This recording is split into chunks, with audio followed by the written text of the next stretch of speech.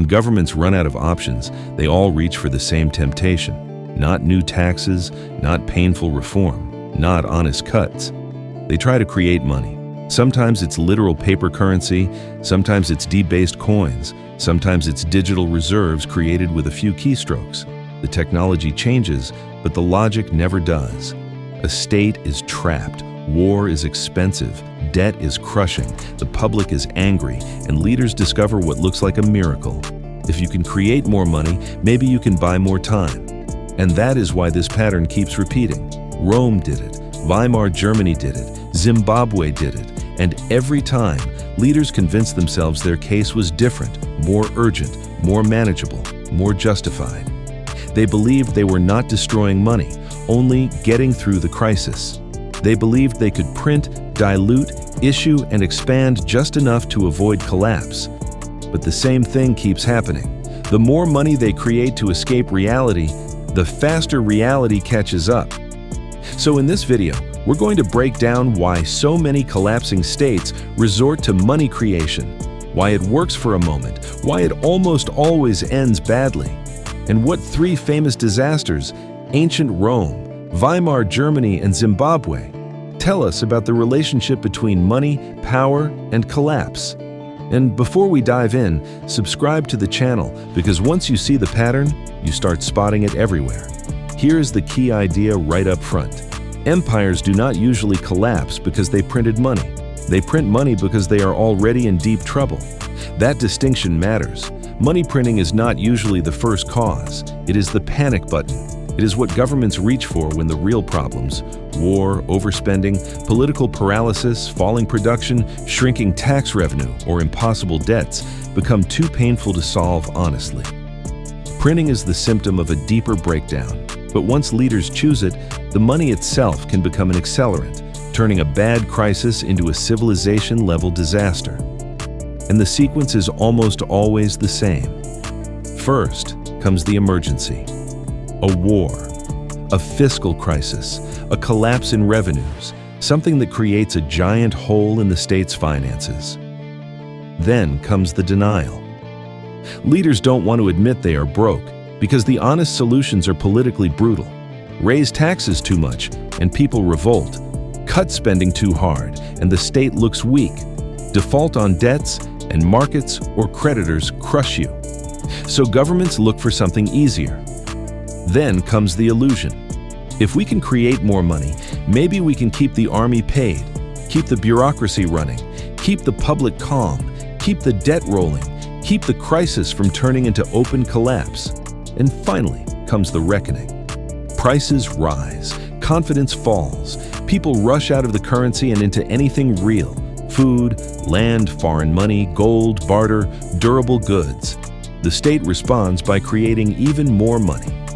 And the spiral tightens. That is the pattern.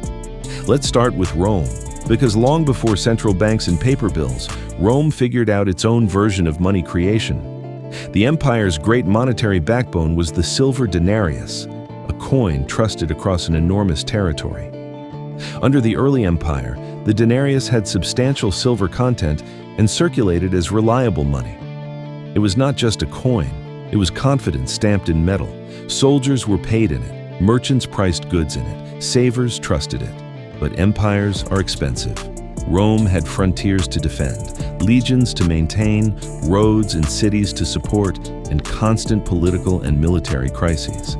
The state's spending pressures kept rising, and instead of matching those pressures with sustainable revenue, successive emperors started reducing the precious metal content of the coinage. Britannica notes that under Septimius, Severus debasement intensified, and by the time of Caracalla, the silver standard had deteriorated significantly. Numismatic evidence summarized in major historical references shows the denarius moving over time from high silver purity toward heavily debased forms, while newer coins like the Antoninianus were issued with less intrinsic value than their face value implied. This is money printing before printing presses. Instead of making paper notes, Rome made weaker coins. A government that once minted money with real silver began stretching that silver further and further, mixing in more base metal while pretending the coin still represented the same value. And at first, this must have felt brilliant. If you can take the same amount of silver and turn it into twice as many coins, you've just doubled the number of units available to pay troops and suppliers. That looks like a solution, until people notice, and people always notice. And coins feel different, they sound different, they wear differently. Merchants start weighing them, savers start hoarding the older, better ones. Prices begin to drift upward because sellers know the money is weaker. Better coins disappear from circulation, while worse coins dominate daily trade. A classic example of what later became known as Gresham's Law. And the state, instead of stopping, often doubles down, because now it needs even more coin to cover the costs that inflation itself has pushed higher. By the 3rd century, this monetary decay had become severe. The broader crisis of the 3rd century was driven by many forces: invasions, civil war, plague, political instability, but the monetary breakdown was woven right through it. The empire experienced rapid turnover of emperors, military mutinies, and collapsing trust. This was not because coins alone destroyed Rome. But when your money degrades, everything gets harder.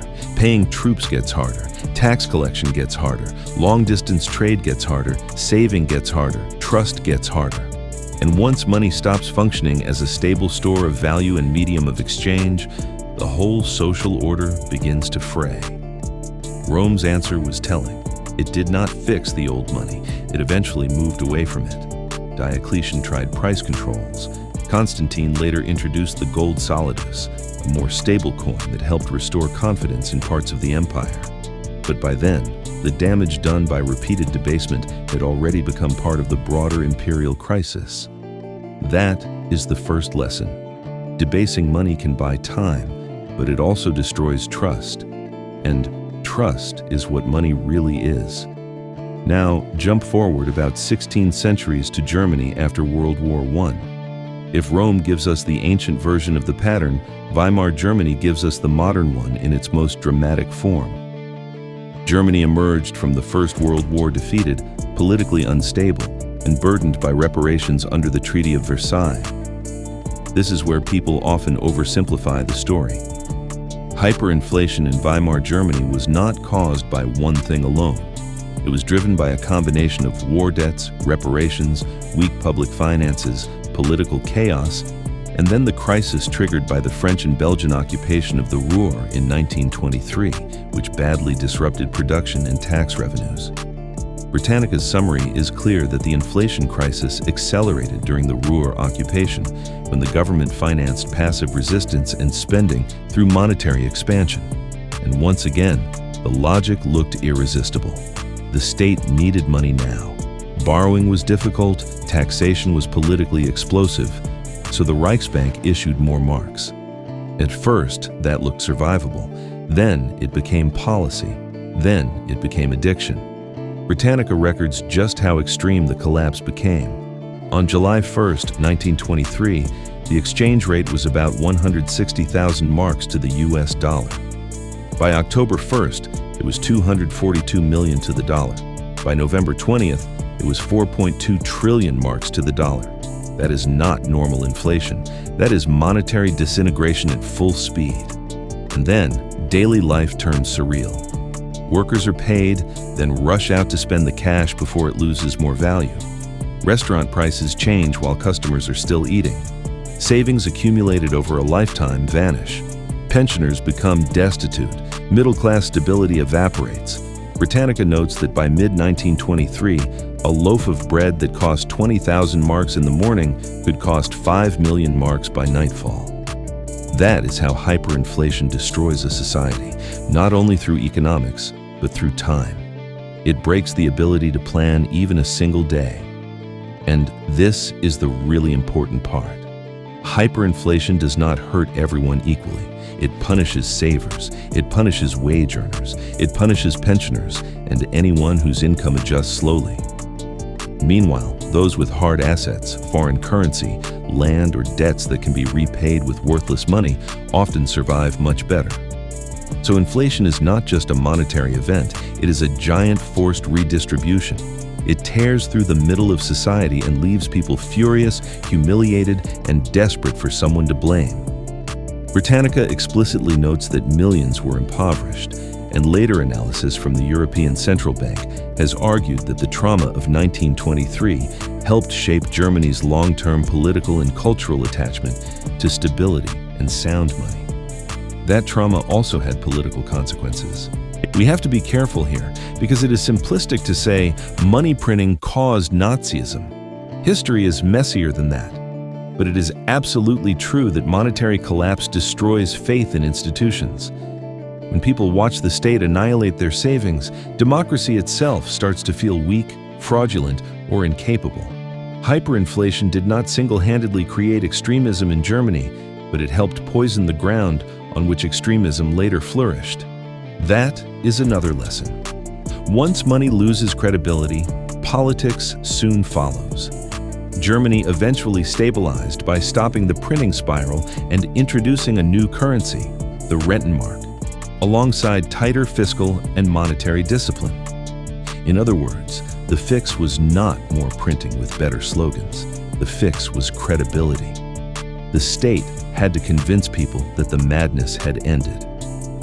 Now to Zimbabwe, because this is where the whole pattern becomes terrifyingly modern. Zimbabwe is often treated like some bizarre outlier, a freak case so extreme it has nothing to teach large advanced economies. That is the wrong way to see it. What makes Zimbabwe important is not that it was identical to Rome or Weimar. It wasn't. What matters is that the same basic logic returned in the 21st century. Zimbabwe entered the 2000s with deep structural problems, including the collapse of agricultural production after chaotic land seizures, falling output, shrinking export earnings, and widening fiscal deficits. The state was under pressure, revenues were deteriorating, and instead of rebuilding productive capacity and fiscal credibility, it turned to the printing press. Again, not because leaders were stupid in some cartoon sense, but because they were trapped, and printing looked easier than reform. Then came the spiral. More money was created to fund deficits and obligations. Prices rose. More money was needed to pay for the same things. Confidence collapsed, and the central bank responded by issuing ever larger denominations into a currency system that people trusted less every month. By the peak in November 2008, Zimbabwe's annual inflation rate is widely estimated at 89.7 sextillion%, with monthly inflation around 79.6 billion%. At that point, prices were doubling in roughly a day. Banknotes in the billions and trillions became symbols not of wealth, but of ridicule. And just like in Weimar, the daily consequences were vicious. Cash became something to get rid of, not something to hold. Shops stopped functioning normally. People rushed into foreign currency and barter. The local currency was eventually abandoned in favor of foreign currencies, because once trust is gone, no amount of zeros printed on paper can bring it back. Hyperinflation did not merely make Zimbabwe poor, it made normal economic life impossible. Equals. So what do these three cases actually prove? Not that printing money always causes collapse in some childish one-line way, and not that every expansion of the money supply is the same as Rome, Weimar, or Zimbabwe. That would be sloppy. What they show is something more important and more subtle. When a state faces a deep crisis and uses money creation to avoid the real underlying adjustment, it enters dangerous territory. If the productive base is weak, if deficits are uncontrolled, if confidence is already fragile, if institutions are politicized, and if leaders convince themselves they can simply create purchasing power faster than they create real value, then money stops being a solution and starts becoming a transmission mechanism for collapse. Equals. That's the rule. Money is a claim on real goods, real labor, real production, real trust. If the claims multiply while the underlying reality does not, the claims get weaker. That is true whether the money is silver coin, paper note, or digital balance sheet. And here's the part people find uncomfortable. The first stage often feels good. That is why governments keep doing it. More money can soften a shock. It can prevent immediate defaults. It can keep payrolls going. It can stabilize panic for a while. It can create the illusion that leaders have found a clever shortcut around sacrifice. But if the underlying crisis is structural and the money creation becomes a substitute for discipline, reform, production, and trust, then the relief turns poisonous. Rome bought time. Weimar bought time. Zimbabwe bought time. And all three paid for that time later with interest. That is why the title matters. Why does every empire print money before it collapses? Because by the time empires do this, they are already cornered. Printing is what governments choose when every honest answer is politically painful. It is not the first step of decline. It is the tell. It is the sign that power has become more interested in surviving the month than preserving the system. And once you understand that, you start seeing money creation differently. Not as magic, not as wealth, but as a stress signal. A warning light on the dashboard of a failing state. Now, to be clear, not every major economy today is Weimar Germany.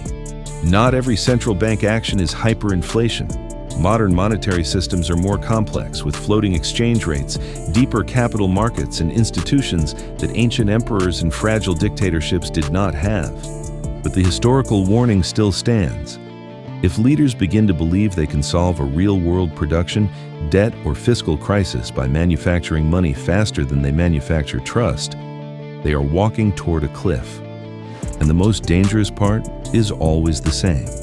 Every generation thinks it is smarter than the last one. Every government says its economists are better. Every central authority says this time is different. Every ruler believes the old stories do not apply to them. Until suddenly, they do. So the real takeaway is not panic. It is clarity. When you see a government leaning harder and harder on money creation, ask the deeper question. What underlying reality are they trying not to face? Because that is where the real story always is.